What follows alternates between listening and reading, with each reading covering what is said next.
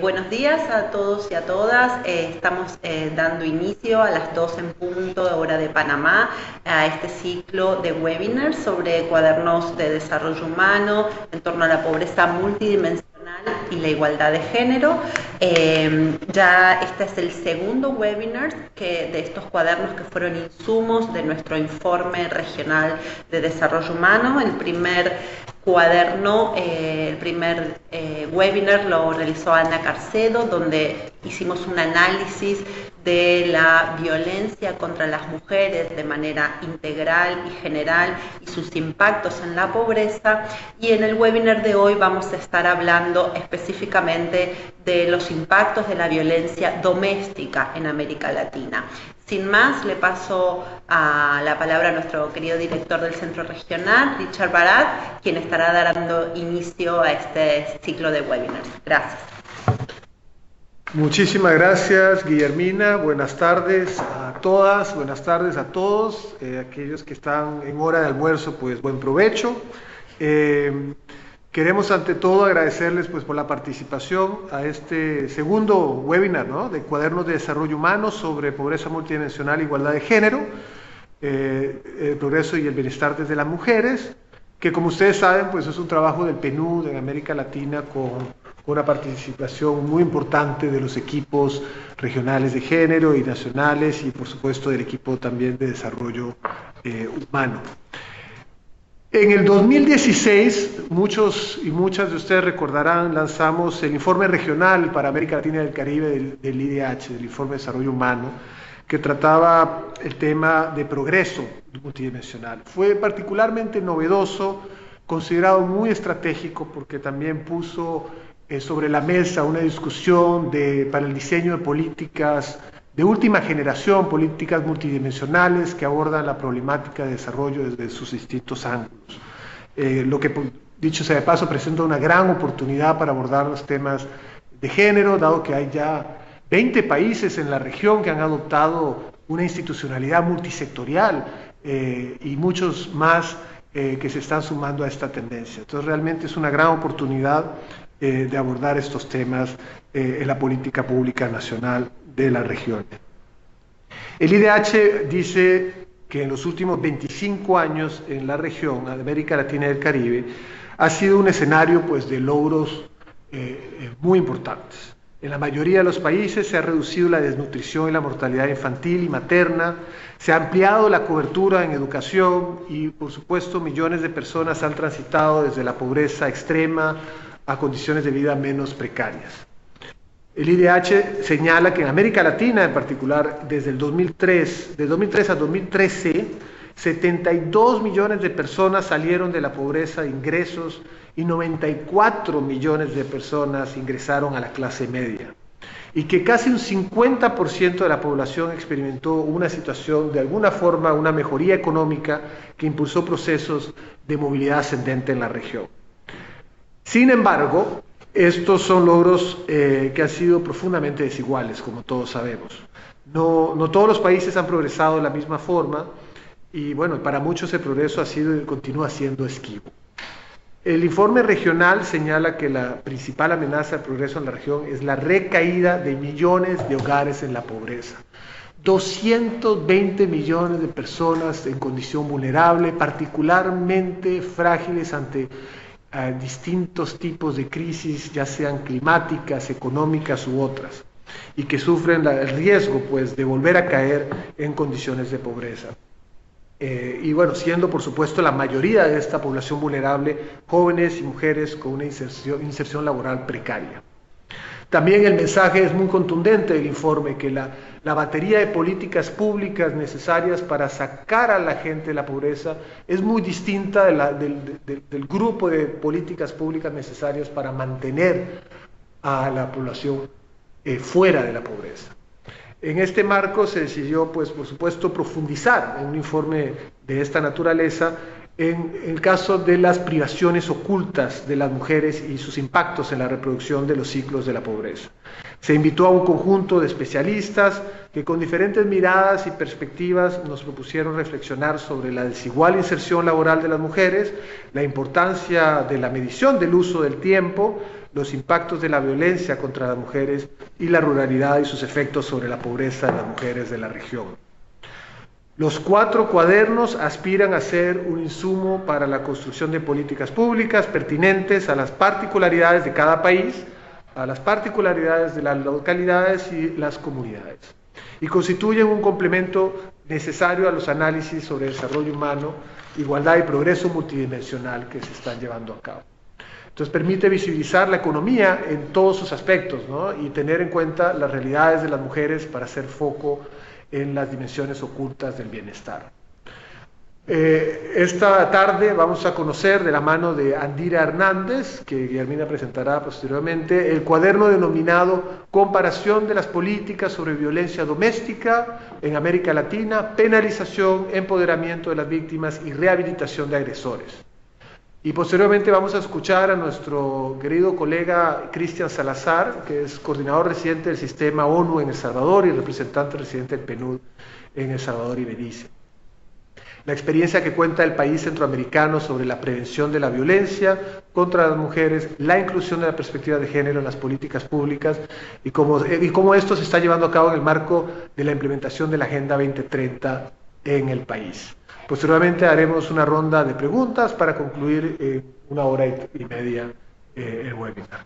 Les recordamos pues que este webinar será grabado y podrán acceder a él y al cuaderno en nuestro portal de PNUD-LAC y en América Latina Genera.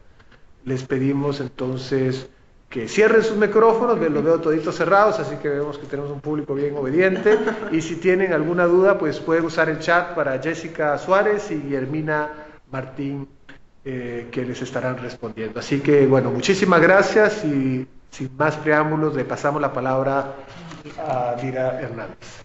Bueno, muchísimas gracias, Richard. Antes de pasarle la palabra a Andira, quiero introducir, Andira cuenta su maestría en Ciencias Políticas en la Universidad de Yale, es tutora académica del Colegio Internacional de la Universidad de Sheffield, Inglaterra, y ha sido una consultora nuestra de PNUD, también de ONU Mujeres, en temas de violencia doméstica y desarrollo, presupuestos con perspectivas de género y políticas de violencia doméstica en América Latina. Sin más, Andira, te pasamos la palabra y muchísimas gracias. Muchas gracias a todos. ¿Me escuchan? ¿Me escuchan bien? Perfectamente. Hola. Perfecto. Sí, bien, perfecto. Pues nada.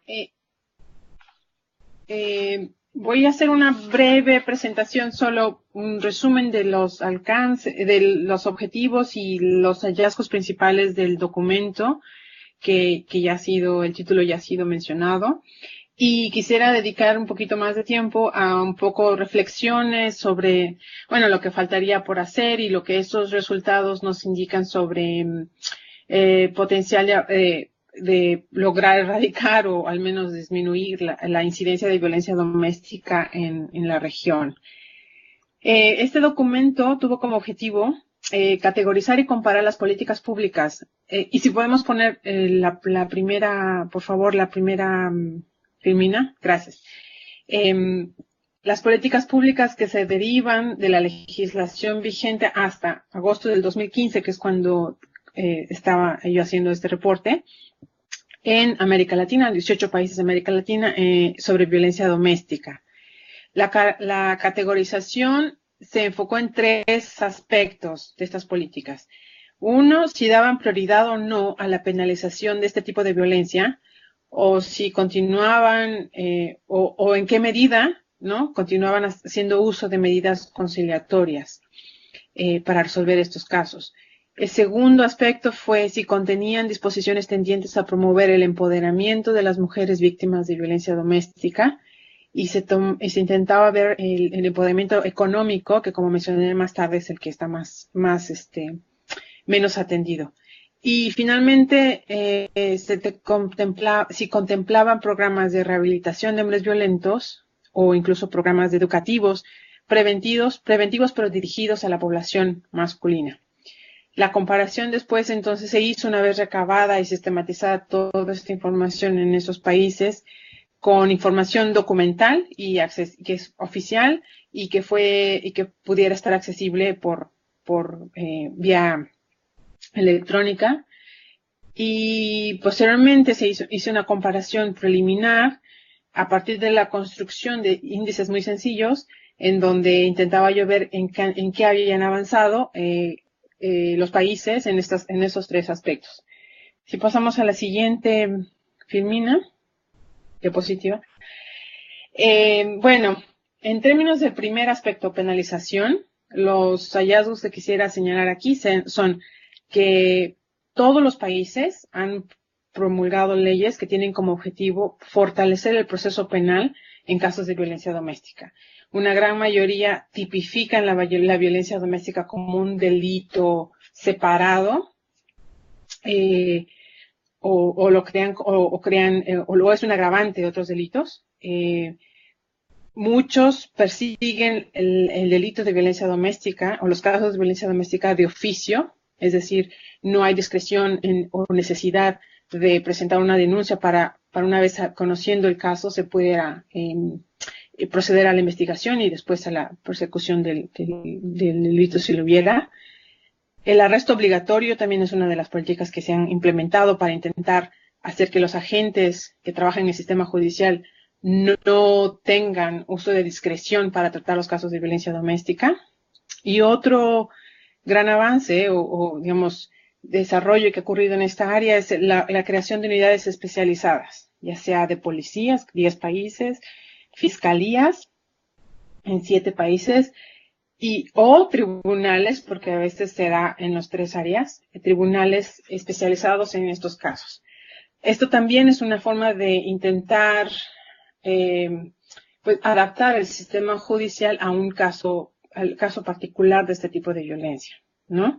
Sin embargo, sigue habiendo una importante cantidad de países que permitían el uso de conciliación o mediación en casos de violencia de manera paralela. Entonces sigue estando esta situación presente.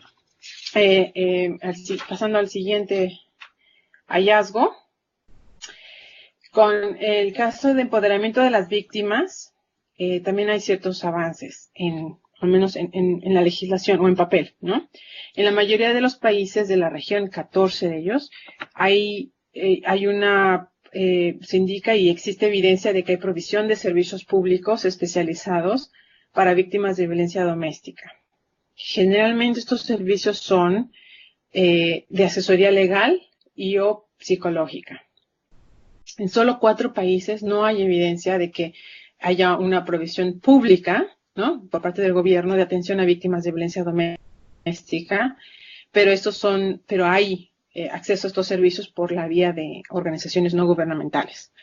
Hay una tendencia en la región también, lo cual vale la pena recalcar, de implementar un modelo de atención integral.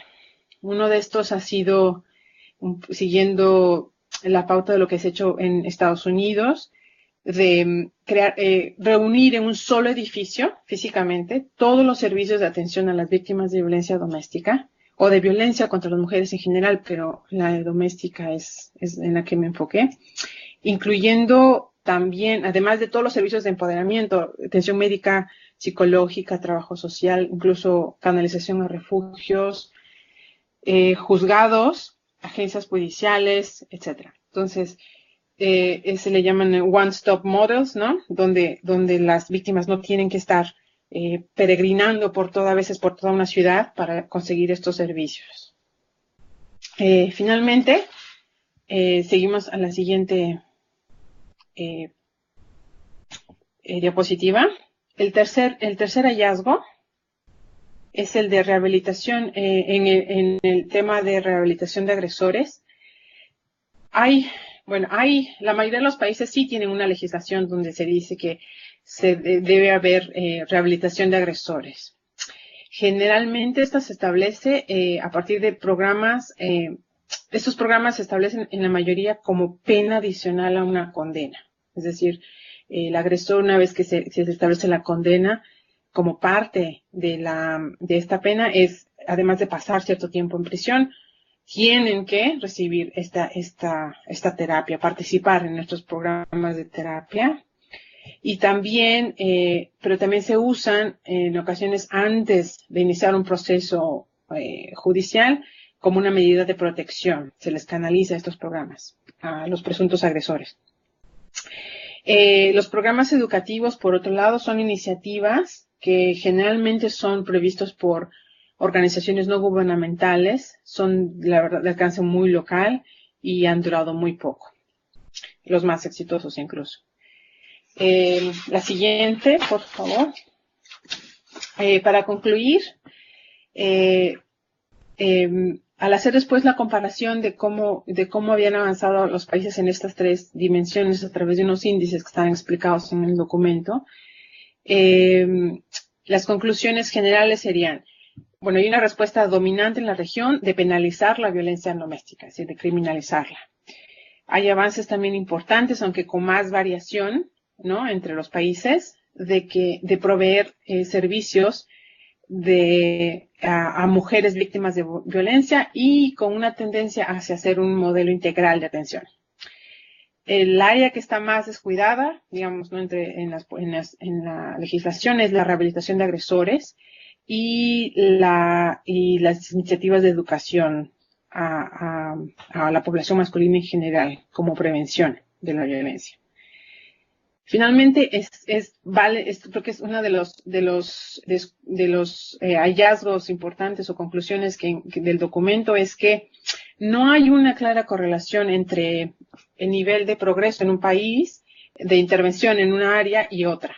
Es decir, hay países donde hay altos índices de penalización que se han hecho un gran avance en incorporar este problema y darle respuesta por la vía judicial, pero al mismo tiempo todavía hay rezagos en empoderar a víctimas o rehabilitar a agresores y viceversa. Puede haber avances muy importantes en empoderamiento o incluso en rehabilitación, casos exitosos, pero no van acompañados de, por ejemplo, un fuerte avance en el área de judicial. Para terminar, quería yo quizás ir un poquito más allá del documento. Entonces, si pasamos a la siguiente diapositiva, quería yo presentarles algunas reflexiones de este documento. Bueno, en primero, una nota que creo que es evidente en el documento, que no era el objetivo del documento, pero es importante mencionar. No se buscó, incluso tampoco hay mucha evidencia sistemática, pero tampoco se hizo el esfuerzo de intentar buscar evidencia de ver en qué medida todas estas políticas se han implementado, en qué, ¿no?, por ejemplo, presupuestos, la cobertura, la continuidad de los programas y el impacto de estas medidas, es decir, qué tanto han tenido un impacto, si hubiera posibilidad de ver las tasas de incidencia de violencia. Segundo aspecto es que si bien la apuesta por la criminalización puede verse como un éxito en las demandas del movimiento feminista, que por mucho tiempo han dicho no debe haber cero tolerancia a este problema, ¿no?, y que el Estado y la sociedad deben mandar un mensaje muy claro de que no es una conducta que se debe tolerar. Por otro lado, la respuesta se hace en un momento donde hay una importante crisis del sistema judicial en la región y entonces la implementación de estas políticas forman parte se vuelven ahora un problema adicional a la tasa de respuesta o la eficiencia judicial de los tribunales, no la sobrepoblación de cárceles, la desconfianza en la justicia, etcétera. Muchos de estos problemas, pues a esto se aúna resolver un problema que es de por sí ya complejo también, ¿no?, de atender. Es importante también señalar que el empoderamiento económico de las mujeres es una de las áreas más desatendidas. Y esto se señala, digamos, un poco de pasada en el documento. Hay un cuadro donde sí se intenta destacar los pocos casos donde hay evidencia de que se intenta, por ejemplo, proveer una fuente de ingreso a las mujeres que decidan salir de una relación de violencia. Pero es muy importante señalar esto porque sin alternativas reales,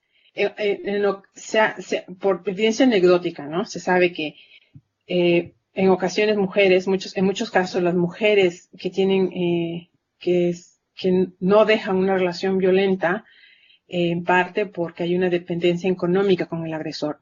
Dejar esa relación, sobre todo si tienen hijos, por ejemplo, implica un descenso considerable en sus ingresos y ponen en riesgo su propia supervivencia y la de su familia. Entonces, penalizarla y tratar de crear incentivos para que deje la relación, para que proceda, se separe la pareja y para que esta persona entre, por ejemplo, a la cárcel y deja de recibir ingresos al mismo tiempo, si así hace este tipo de respuesta sin empoderar a las mujeres económicamente, sin darles alternativas de ingreso, recapacitación, adquisición de otras habilidades para insertarse al trabajo, al mercado laboral, por ejemplo, pues entonces se está haciendo una segunda victimización de mujeres que ya, ¿no?, son víctimas de la violencia doméstica.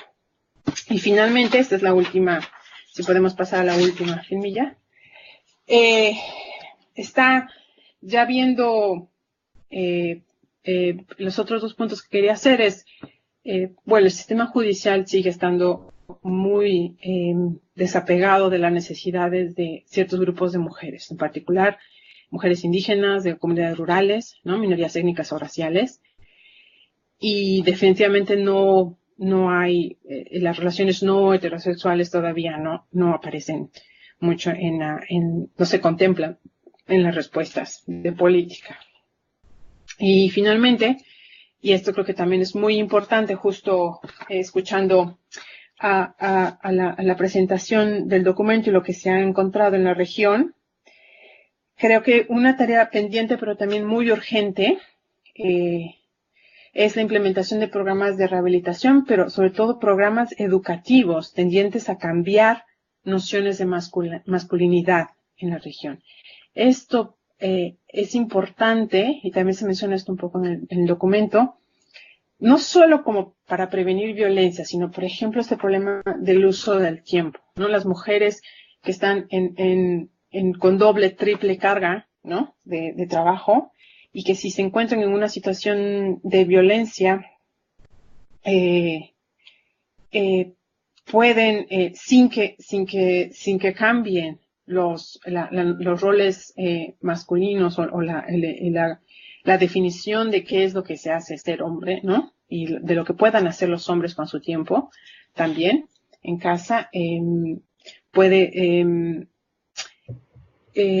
hace que las respuestas que siguen siendo muy importantes, como servicios a mujeres una vez que ya son víctimas y la respuesta judicial, terminen siendo, digamos, llegando ya al final del proceso de la experiencia, cuando con programas preventivos se pudiera crear una nueva generación de hombres que no tengan que recurrir a la violencia para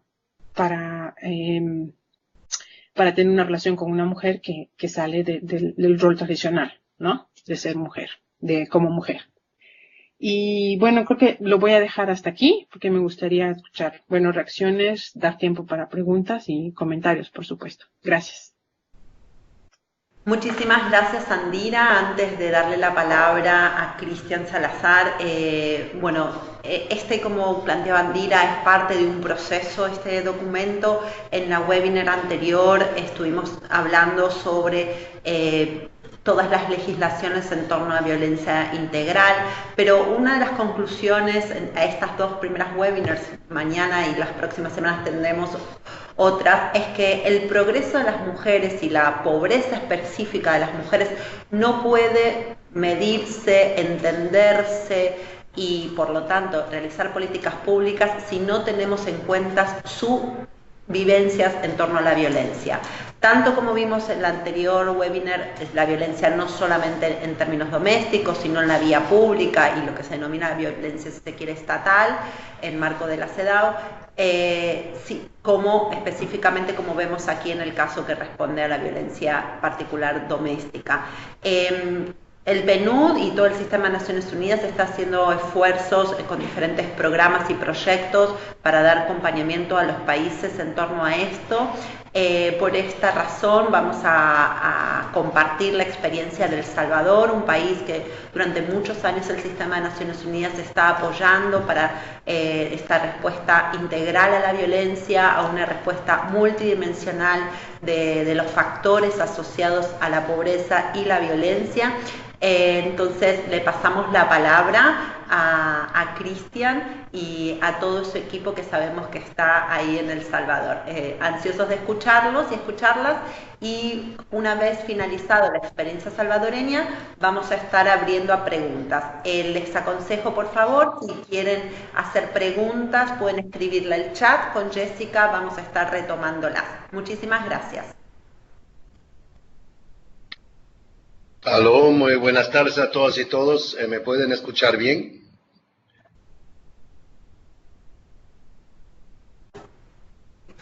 Sí, perfectamente, Cristian, adelante. Bueno, muchas gracias. Para mí realmente es algo muy especial y me siento muy feliz y honrado que me invitaron a comentar este cuaderno, tanto por razones profesionales como personales incluso. Profesionales, obviamente, los niveles de violencia contra la mujer en El Salvador, pero también en los países vecinos, es tan alto que, de hecho, el trabajo para minimizar, para disminuir la violencia en general y sobre todo la violencia con las mujeres es una prioridad de nuestro trabajo. Pero también en lo personal, porque el tema de la violencia contra la mujer, por último, fue lo que me llevó acá y también al PNUD y a la Coordinación Residente. Hace más de una década trabajé para UNICEF en un país del Medio Oriente y en ese entonces el Día Internacional de la Mujer se dedicó al tema de la violencia contra la mujer. Entonces el UNCT con el liderazgo del PNUD estaba planificando un evento público sobre el tema y en la planificación 3 días antes las organizaciones de mujeres salieron a las calles para reivindicar sus derechos y básicamente les fueron tomadas presas todas. Y entonces surgió el tema que hacemos como PNUD y que hacemos como sistema ante esa situación. Digamos, el día siguiente había como un gran acto y pues el día anterior se toman presas todas las mujeres, las representantes del movimiento de mujeres. Y fue el coordinador residente y el representante del PNUD que en ese entonces decidió, aunque no había consenso en el equipo de país, de sacar un comunicado pidiendo la liberación de esas mujeres y reivindicando sus derechos. Y eso para mí fue realmente como el momento que dije, bueno, es muy importante y que el PNUD y el coordinador residente en esta doble función tenga ese valor y levante la voz y fue un ejemplo para mí a seguirlo. Y por eso ese tema de la violencia contra la mujer realmente lo siento muy profundamente. Quiero empezar un poco con algunos comentarios sobre el cuaderno. Creo que es un excelente trabajo realmente. Nos va a servir mucho acá en los países. Porque nos trae los datos comparativos que hay, muestra también las carencias que tenemos en datos, trata un análisis integral de lo legal, de lo político, económico, social, y también este esfuerzo que hay sobre el tema de la mujer indígena, creo que es muy valioso también. El estudio creo que, o el cuaderno también, de alguna forma ratifica una tendencia general en la región que vemos que los países tienen en muchas áreas excelentes marcos legales y muy buenas políticas públicas, pero en la implementación hay grandes retos.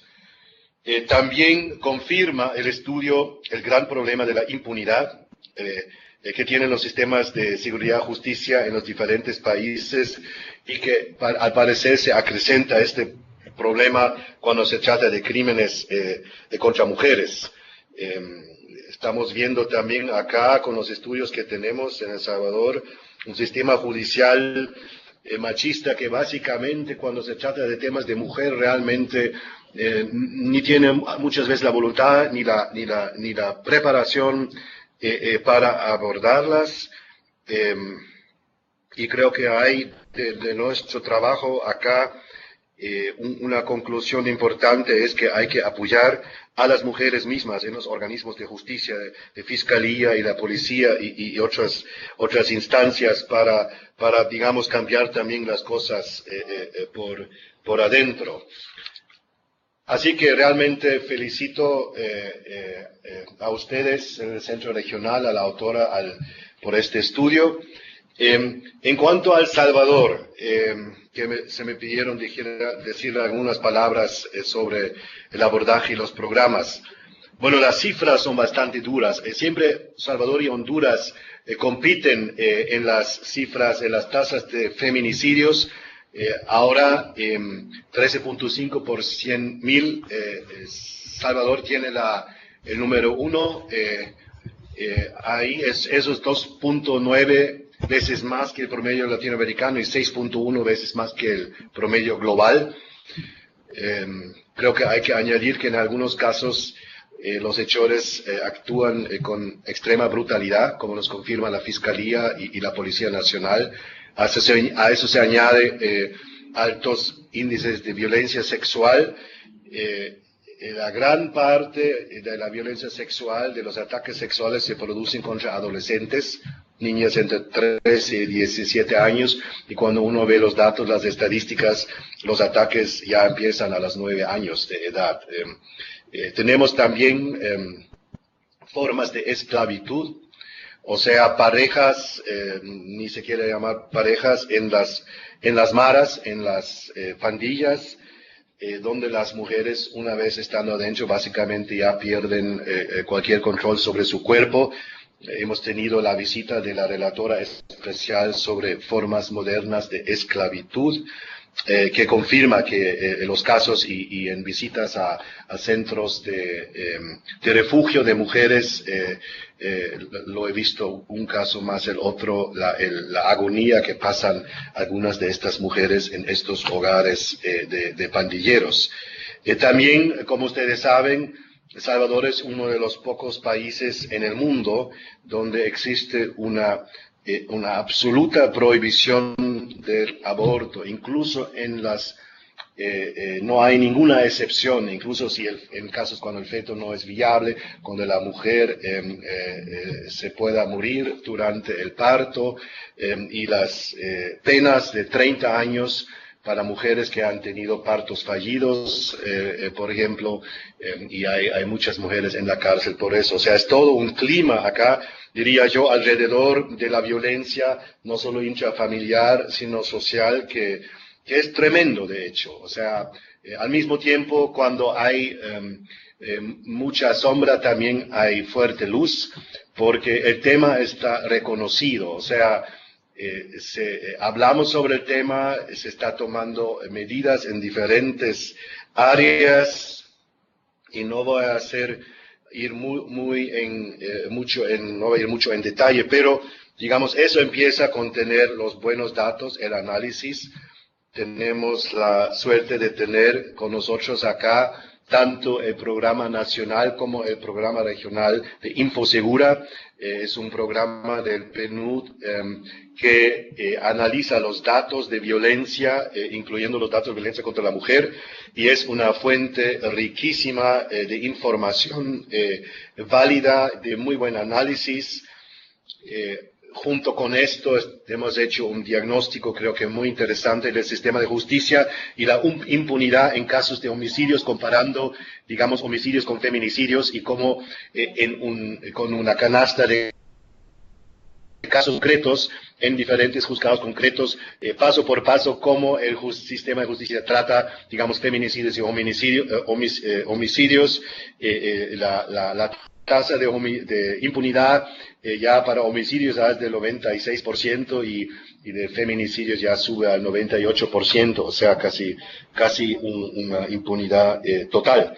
En lo que se puede hacer, entonces, más allá de los diagnósticos, mucho acá, obviamente, con estos altísimos índices, no solo de feminicidio, sino de homicidio, o sea, la violencia en general que confronta el país, por supuesto, es primero el apoyo del PNUD a la política integral de seguridad ciudadana, que tiene aspectos de género, pero que es un paquete de políticas integrales de protección, prevención, reinserción y también de fortalecimiento de acceso a justicia y a la policía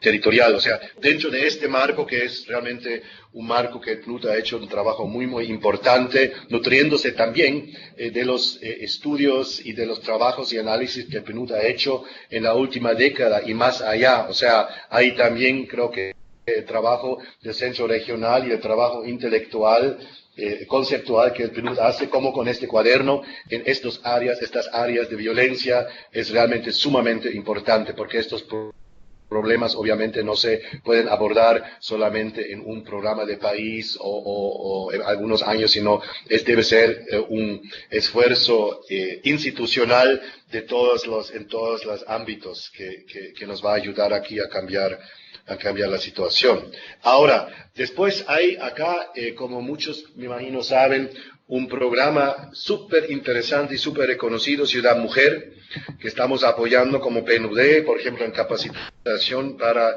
la toma de denuncias cuando las mujeres llegan, pero ahí hay el liderazgo gubernamental con un modelo de apoyo a las mujeres integral, que es un modelo fantástico que estamos apoyando y que vamos a ver también como PNUD y como sistema de Naciones Unidas, de cómo darle continuidad con el cambio de gobierno que puede haber el próximo año.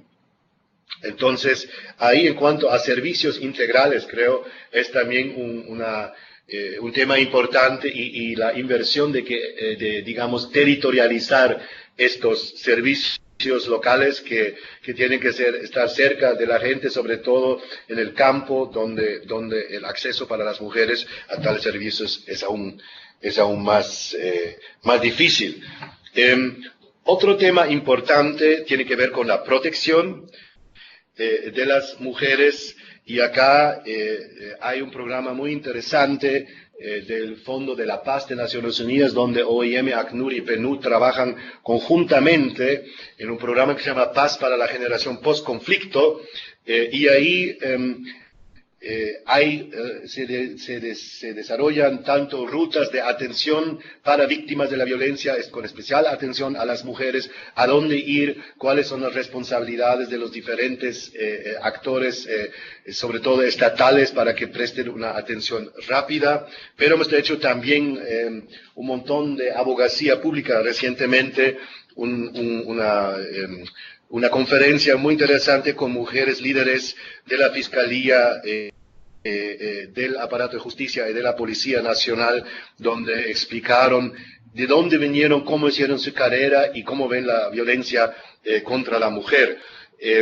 Otro aspecto es el sector privado. El sello de igualdad creo que es una iniciativa realmente muy importante del PNUD que creo que debemos todos fortalecer y avanzar para que también en la empresa privada y pública al interior se crea este ambiente de igualdad de género y igualdad de oportunidades, porque, digamos, hogar y trabajo están tan íntimamente ligados, como hemos escuchado, que es importante trabajar también con el sector privado.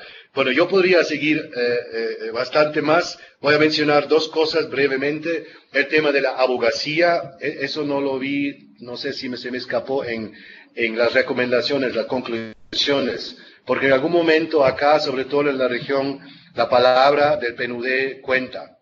Entonces, sobre temas de violencia, acá temas de despenalización del aborto, estos son temas muy complicados, muy sensibles.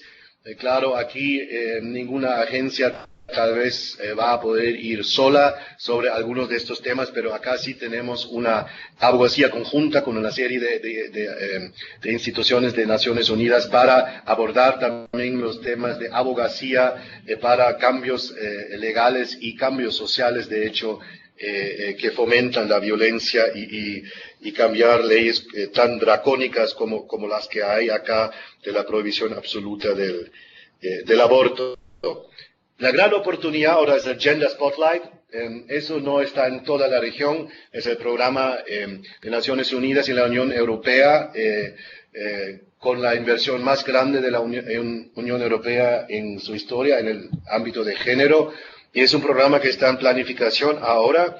Es un programa interagencial. El PNUD tiene ahí un rol importante, pero ahí está también ONU Mujeres, UNICEF y UNFPA en un primer círculo, y en segundo círculo la PAHO, OMS, UNODC, UNAIDS, UNESCO, el Alto Comisionado de Derechos Humanos, o sea, todo un círculo de agencias que se juntan con gobierno, sociedad civil y comunidad internacional para abordar ya en forma conjunta esta temática que estoy describiendo. Y tal como lo veo, y con eso termino, lo importante de este programa para mí no solo va a ser fortalecer la capacidad de la investigación penal de los feminicidios y también de los servicios de salud ginecológica y mental, sino también la abogacía, la creación de movimiento para los derechos de la mujer, porque una sociedad que tiene un nivel de feminicidios y violaciones sexuales tan alto como El Salvador, es más o menos claro que es la punta del iceberg de un desprecio muy profundo de la mujer, y entonces esto se cambia con movimientos. Con eso paro y agradezco la oportunidad de haber dado mis comentarios y las experiencias del equipo acá del Salvador en este tema. Gracias. Excelente, Cristian. Muchísimas gracias a ti y a todo el equipo del PNUD y del Sistema de Naciones Unidas en El Salvador. Abrimos ahora, como acordamos, a una ronda de preguntas. Pueden o solicitar el micrófono o escribir sus preguntas en el chat. Vamos a estar recibiendo preguntas tanto para Andira como para el equipo en El Salvador.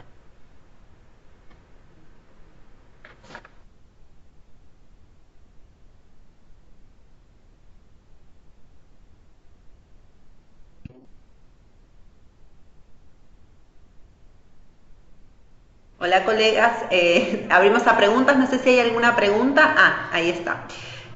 Andira, ¿has podido, además de ver la legislación, los planes y programas existentes que reflejen las prácticas de los operadores de justicia y de otros actores que tienen un rol para atender la violencia doméstica, para identificar las brechas y los retos? ¿Qué queda pendiente en torno a las capacidades de las personas que atienden estos temas? Es una pregunta tanto para Andira, pero también podemos decir a la Oficina del Salvador, que tiene una amplia experiencia en el trabajo con los funcionarios y funcionarias que atienden estos temas de violencia. Andira, te paso la palabra. Sí, gracias. Bueno, no solo vi las leyes, la legislación, sí intenté ver planes, los que estuvieran disponibles. Es que estuve limitada porque estuve haciendo ese trabajo, de hecho, desde donde sigo ahora, ¿no? En Inglaterra. Entonces, planes y programas que estuvieran disponibles en los sitios oficiales, los consulté. También una muy buena importante fuente de información, como se imaginarán, es reportes ya existentes de las Naciones Unidas, del mismo PNUD, de otros programas donde se había hecho ya una revisión previa y reportes que los mismos gobiernos hacen a las organizaciones internacionales. Entonces, en ese sentido, los gobiernos, al informar su propio trabajo, recurrían a más fuentes que la legislación.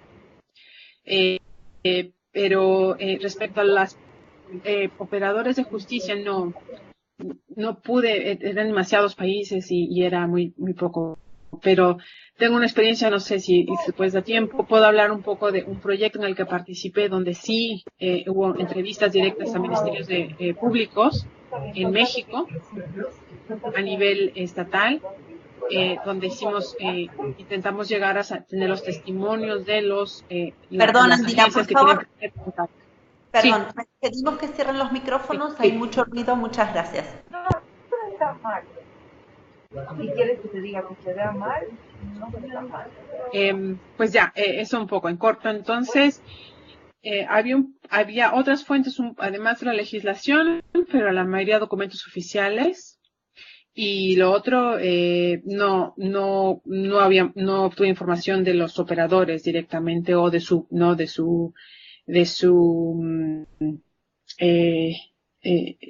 ¿cómo? Ahora estoy pensando en inglés, de su desempeño. Sí, para El Salvador, fue muy interesante ese panel que tuvimos, creo que la semana pasada, que mencioné sobre algunas de las lideresas del sector judicial y policial. Y básicamente, en resumen, dijeron, bueno, en lo operativo la mujer sí, en las decisiones, en las instituciones la mujer no. O sea, un poco un problema similar, pero obviamente también en policía, más acentuado en fuerza de seguridad, que las mujeres tienen mucha más dificultad de subir en los rangos. La fiscalía ya tiene la mitad de funcionarias mujeres y entonces sí hay un movimiento, pero como en todas las instituciones o organizaciones, cuando uno sube más, menos posibilidades hay. Creo que lo interesante aquí para nuestro trabajo es en El Salvador la relación con la decisión 1325 sobre mujer y seguridad, que aquí no lo vemos solo como el tema de misiones de paz o algo así, y como aquí paz y desarrollo todavía, o sea, el tema de paz es muy fuerte. Esa decisión de 1325 que no solo habla de la mujer como de protección y víctima, sino también de empoderamiento en decisiones que afectan la seguridad de los países. Y esto es una herramienta para nosotros fuerte para el empoderamiento de las mujeres, para que suban la escalera, digamos, jerárquica en las instituciones. Y el segundo breve comentario, lo que también va a ayudar, creo, es que se está creando ahora todo como un sistema institucional especializado ante toda esta violencia contra la mujer, con juzgados especiales y con servicios de la policía especiales. Y ahí también creo esto va a ayudar mucho también a fortalecer, digamos, la actitud del sector judicial o de la institución judicial y de seguridad frente a las mujeres. Muchísimas gracias. La segunda pregunta, ya que nos hace la colega Carmen, plantea tanto a Andira como a Cristian, es cómo podemos fortalecer los programas de educación, sobre todo a niños y jóvenes, para cambiar actitudes, prácticas dañinas hacia las mujeres, que ayuden a redefinir roles tradicionales entre hombres y mujeres. ¿Y por qué no invertimos o apoyamos y apoyamos como Sistema de Naciones Unidas más en un abordaje preventivo y educativo en torno, digamos, a todo lo que estamos trabajando en normas sociales? Después, en una segunda pregunta, vamos a responder esa pregunta y después entramos en la segunda. ¿Sí? Andira, sí. Sí, claro. Bueno, la verdad, no tengo mucha experiencia, creo, por la revisión que yo hice de los programas de terapia, creo que, pues si bien tenían el objetivo de intentar reeducar, digamos, a hombres adultos que hubieran cometido violencia, y que creo que es un trabajo importante, ¿no? Que hombres, a pesar de haber sido agresores, digan, renunciamos a esta violencia, intentamos replantearnos esta violencia. Esos eran grupos de terapia de grupo, pero ya personas adultas, ¿no? En la mayoría. También otros programas educativos también eran voluntarios y había siempre una cierta pasado de haber sido ya violentos o de tener ya una edad adulta, en parte quizá porque estaban, ¿no? Por cuestiones quizá también éticas y legales. Creo que quizá donde se tiene que empezar es en las escuelas, ¿no? Y con los profesores y hacer programas en donde los niños tengan roles o modelos, ¿no? De hombres que muestren afecto, que puedan hablar ¿no? Incluso de que se puedan hacer clases, cosas muy sencillas como clases, cuando se hacen las clases, las actividades en la secundaria y tal, que las niñas son las que hacen costura y los niños hacen carpintería, bueno, hacer un esfuerzo explícito de que haya también niños haciendo cocina y motivar a las niñas que hagan carpintería, ¿me entiendes? O sea, cambiar desde muy temprano esta idea de que solo hombres hacen ciertas cosas y solo mujeres hacen ciertas cosas. No lo sé, esa es mi pequeña reflexión al tema. Gracias, Andira. Antes de pasar a Cristian, bueno, recordarles que también el Sistema de Naciones Unidas y todo está en el proceso de apoyo con lo que son las leyes de educación sexual integral, y ahí está todo el tema de estereotipos en educación primaria y secundaria. Cristian, dentro, como él comentaba, en el proyecto Spotlight, hay también estos nuevos proyectos, se va a estimular este trabajo en torno a normas sociales y cambio de estereotipos y nuevas masculinidades. En este sentido, Cristian, te paso la palabra. Muchas gracias. Brevemente, no es cierto, esto es todo un pilar en el Gender Spotlight. Creo que ahí es importante ver el valor agregado de cada agencia.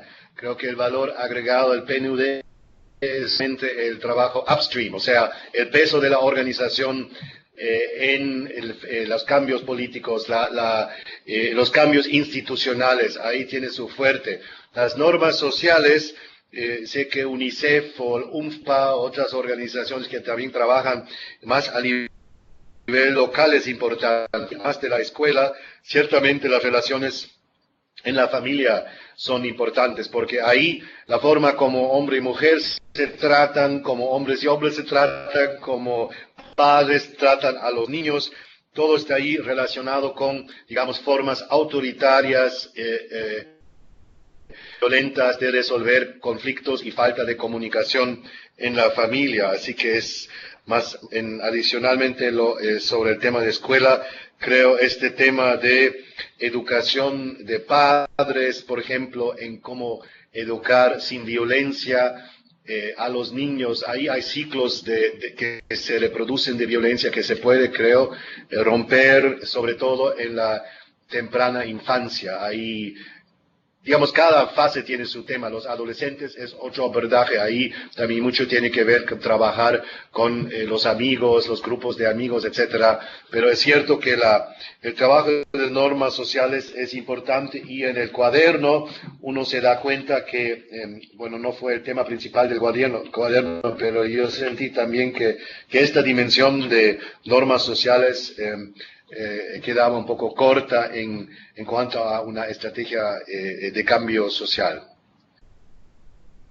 Exactamente, muchas gracias, Cristian. Y en este sentido también un poco de lo que hemos abordado, la tercera pregunta nos habla sobre la reparación. ¿Qué sucede y qué experiencias existen? Si, Cristian, puedes contar algo en torno a hijos e hijas víctimas de femicidio que se quedan sin su madre y muchas veces a cargo de la familia paterna o del propio padre que ha sucedido, y que nuevamente hay muchos planteos, por lo menos en Argentina, en Panamá, en varios países, que están realizando este tipo de políticas de reparación para ver cómo se trabaja con estos hijos e hijas que son también víctimas de femicidios por parte de su madre.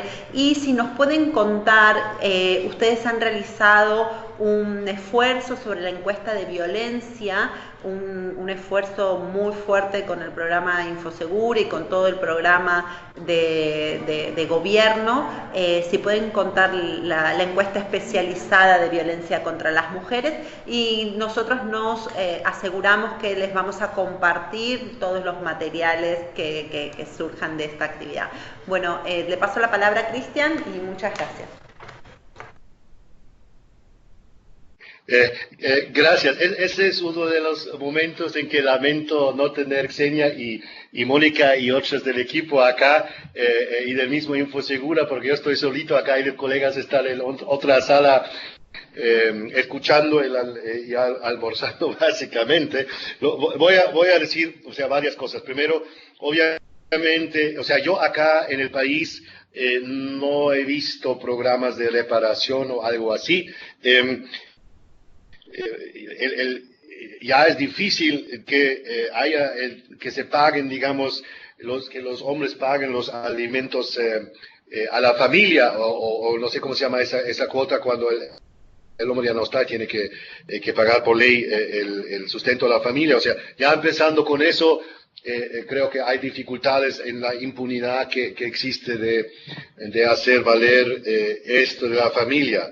Ahora hay un tema de violencia contra la mujer acá, como mencioné, muy fuerte, que tiene que ver con la violencia pandillera, con la violencia de los grupos, digamos, organizados al margen de la ley acá.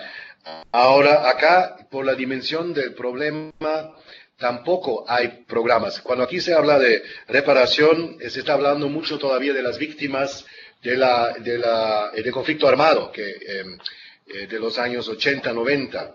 Entonces, eso ahí es el tema que cuando uno dice reparación o restauración, allá llegó mi querida colega, pero yo creo que, voy a pasar a Xenia, que aquí es realmente la asesora de género que lleva muchos de estos temas en el equipo, pero con nosotros creo que todos aquí trabajamos juntos, eso es lo lindo, ella no trabaja aisladamente, sino el tema de la violencia de pandillas en estas dimensiones. Creo que es un tema que merece un trabajo incluso legal y normativo innovador, porque si se quiere realmente rehacer familias y mujeres que han sufrido estas dimensiones con un sistema judicial que básicamente no tiene la capacidad ahora de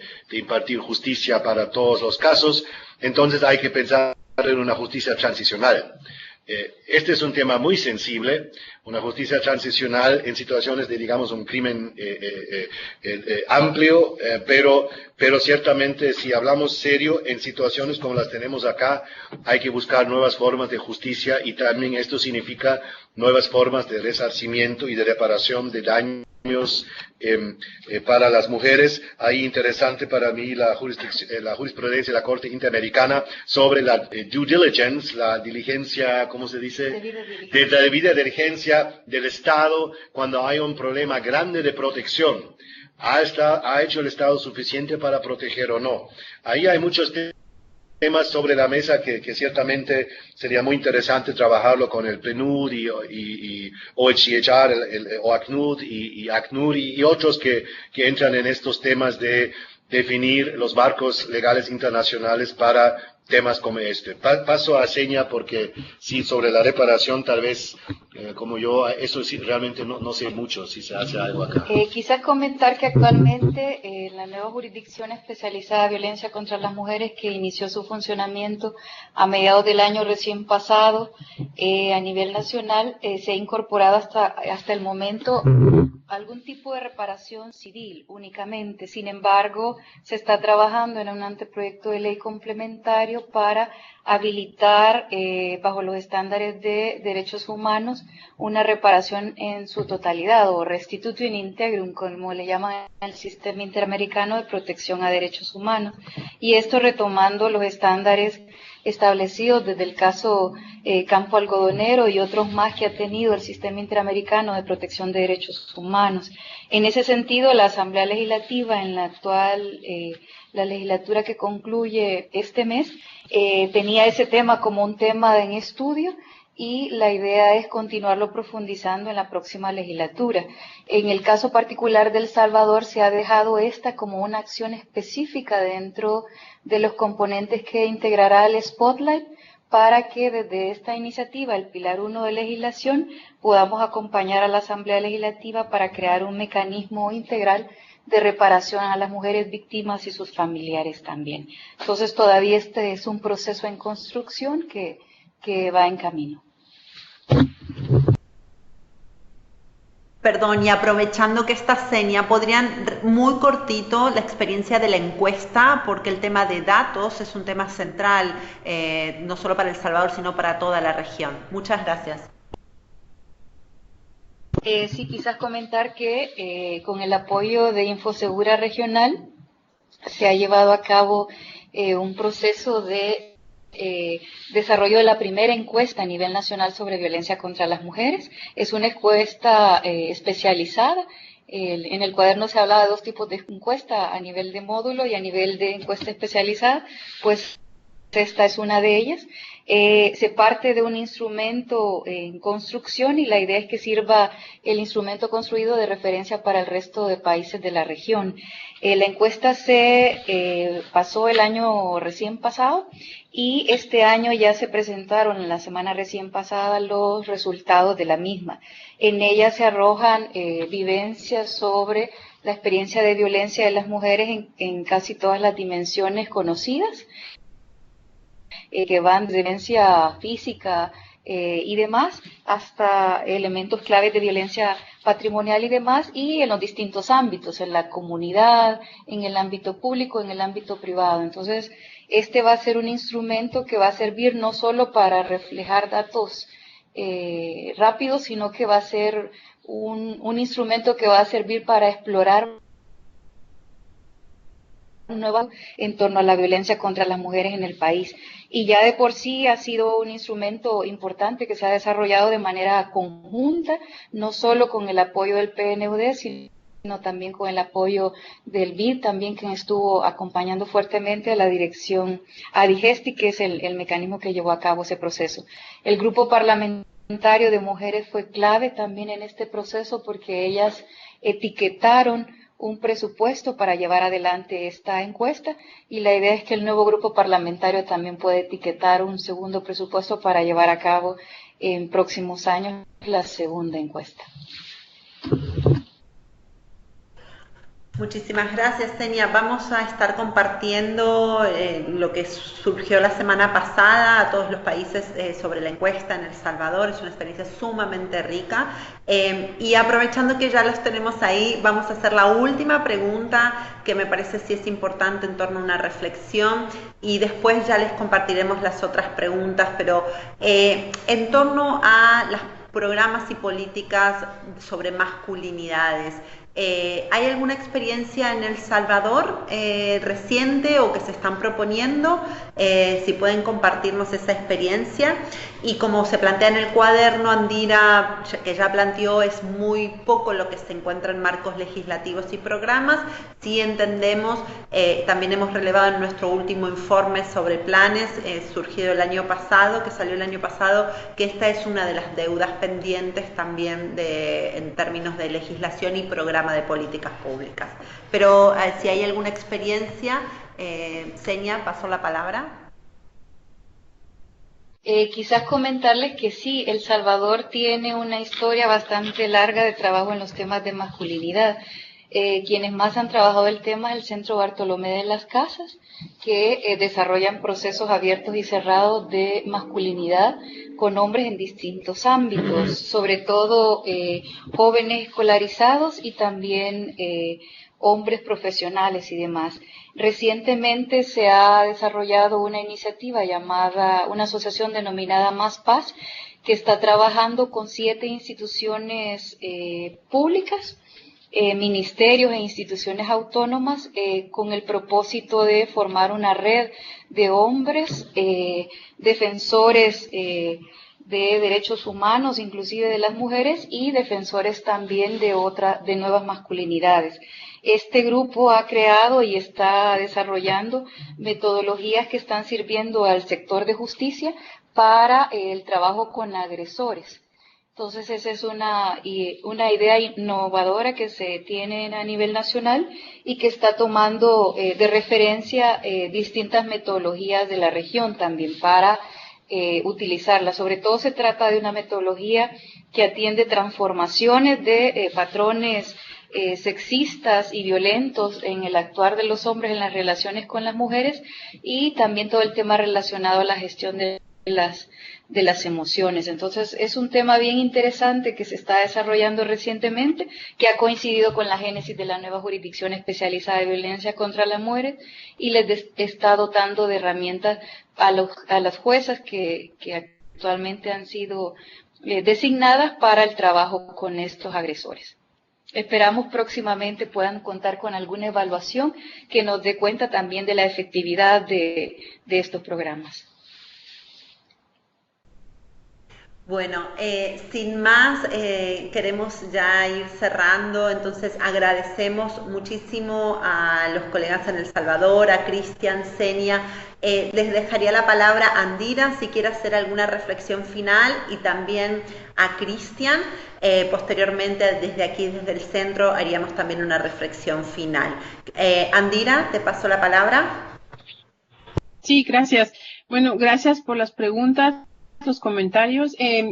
Quisiera, referirles al documento. Hay un cuadro en el documento donde yo hice una lista de los programas de terapia grupal para hombres que estuviera en la región, y hay muchos más. O sea, si buscas en internet al principio aparecen muchos más, pero yo intenté hacer filtrarlos, buscando programas que cumplieran con unos ciertos criterios mínimos, que se tratase de programas que trabajen directamente con hombres en terapia grupal, o sea, que sean comparables, ¿no? En términos de terapia que hacen, que hubiera evidencia que hubieran sido sometidos a algún tipo de evaluación de impacto y que el resultado de esa evaluación fuese positivo, es decir, que hubiera evidencia que diga que ese programa iba a ser eficaz o ya era eficaz y con potencial para lograr cambios de actitudes de género en los participantes. Y sí, efectivamente, tengo a El Salvador, el grupo Centro Bartolomé de las Casas, que desde 2007 tiene esta escuela Equinoccio de programa de masculinidades. Entonces, me parece que es una especie de lo que acaban de decir de El Salvador, que un poco sustenta, ¿no?, lo que yo encontré simplemente viendo este tipo de documentación. Entonces, pues bueno, referirlos a este cuadro, es el cuadro 18 en el documento, donde se pueden ver algunos programas. Y bueno, que no es también un poco en este tema que creo que despertó mucho interés. Uno de los retos de hacer este tipo de programas, hay que señalar, es que hay también resistencia entre las personas que trabajan en estos temas, porque pues los recursos son limitados, ¿no? Entonces, si hacen programas de rehabilitación o de educación, pues entonces ya no hay tanto dinero para hacer programas, por ejemplo, de servicios a víctimas, ¿no? Entonces, ¿qué se prioriza? ¿Qué se pone primero si hay un presupuesto fijo o limitado, ¿no? Entonces, ahí también hay una tensión sobre empoderar a víctimas y, por otro lado, prevenir, poniendo de nuevo atención a hombres. Y es un tema delicado también. Entonces, habría que también tenerlo en cuenta. Los argumentos son muy válidos. ¿Por qué? Hay también que enfocarse en hombres, pero sobre todo personas que vienen de movimiento de mucho tiempo, ¿no?, luchando por la visibilidad de mujeres, causa ahí cierta disonancia, ¿no? Y eso era. Muchas gracias por este seminario, por la participación, y seguimos en contacto, y bueno, me pueden contactar para preguntas posteriores, obviamente. Podemos seguir en contacto. Excelente, Andina. Bueno, y de mi parte, pero... Sí, te paso la palabra, Cristian. ¿Aló? No, gracias. Bueno, yo solo también agradeciendo de nuevo, gracias por el estudio, gracias por la oportunidad también de participar en este webinar. Digamos, problemas de esta índole, el PNUD ni ninguna organización la puede resolver sola. Y entonces, creo que hay algunas oportunidades muy grandes ahora con la reforma de Naciones Unidas, y no lo digo desde una perspectiva, digamos, burocrática, pero con la Agenda 2030, por la primera vez, el tema de violencia entró como un tema de desarrollo. O sea, los ODS que ustedes conocen, 5, 16 y lo demás. Eso es algo muy importante porque la agenda tiene aceptación en todo el sistema y con los gobiernos. Ahí tenemos un punto muy importante de juntarnos que creo que se puede ampliar mucho. Las misiones MAPS, aquí hemos tenido el tema de violencia como uno de los temas principales y entonces logramos que esto se vuelva un tema transversal de los aceleradores de la misión MAPS. Y yo creo que también ahora que el PNUD está construyendo su rol y como una plataforma ODS, va a ser muy importante que el ODS 5, el ODS 16 y este enfoque de lucha contra la violencia contra la mujer esté ahí. Y esto me lleva a un tercer entry point, punto de entrada, es el New Way of Working. No lo hemos discutido. Pero yo acá, las situaciones son bien diferentes en cuanto a la agudez del problema, digamos, pero la región sí está mal en eso. Así que ahí yo creo el upstream está muy importante y los cambios sociales, pero hay necesidad de fortalecer los servicios desde un aspecto humanitario, o sea, refugios, servicios de protección, servicios legales, servicios de digamos, médicos rápidos. Ahí yo creo que del New Way of Working, trabajar conjuntamente con los conceptos humanitarios también nos puede ayudar a mejorar nuestros programas. Así que para cerrar, solo decir que aquí con Seña, Mónica que está ahí también y todos acá en El Salvador, puedo decir, tienen un equipo que realmente prioriza la violencia contra la mujer y va a seguir siendo un tema principal para nosotros, donde vamos a poner fuerza, plata, amor, dedicación y también vamos a tomar riesgos cuando toca asumir posiciones que no son populares en un país que es tan conservador en muchos aspectos como El Salvador. Gracias. Muchas gracias. Bueno, fantástico. Bueno, antes que nada y con ese magnífico cierre de parte de Cristian, quería simplemente pues agradecer a Andira muchísimo por su contribución intelectual y su participación en este webinar, a todos estos esfuerzos que estamos impulsando desde el PNUD. Por supuesto a Cristian por su excelente intervención también en estos temas y compartirnos la experiencia de El Salvador, que es particularmente relevante y emblemática para el trabajo que estamos justamente tratando de impulsar. Y decirles que, bueno, quedamos en contacto, sepan que aquí el equipo está a su disposición para ampliar, para compartir, para cualquier pregunta que tuviesen, pueden contactar a Guillermina, a Jessica o cualquier miembro del equipo de género del PNUD regional.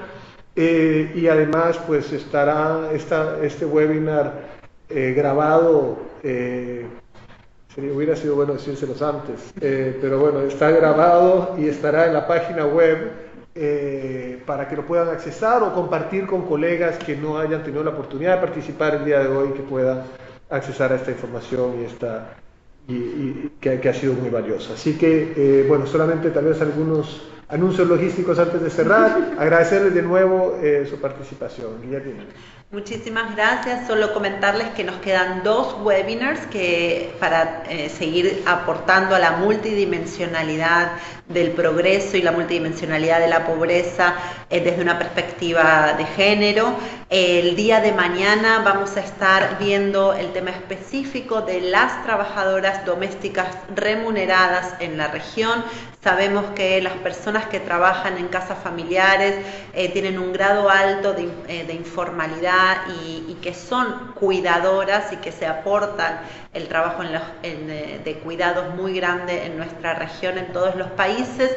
Entonces tenemos un trabajo hecho por la colega Lilian Soto del Paraguay, un trabajo excelente en el marco de los avances de las políticas, de los procesos de organizaciones de trabajadoras domésticas, en el marco del convenio de OIT.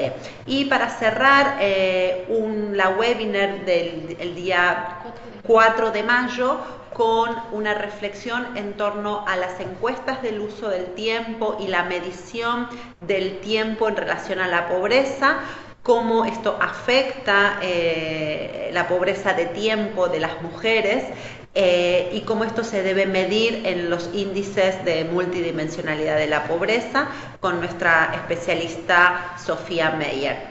Los esperamos que nos continúen siguiendo en las páginas de PNUD para América Latina y el Caribe y en América Latina Genera. Muchísimas gracias a todos y todas por esta tarde. Hasta luego.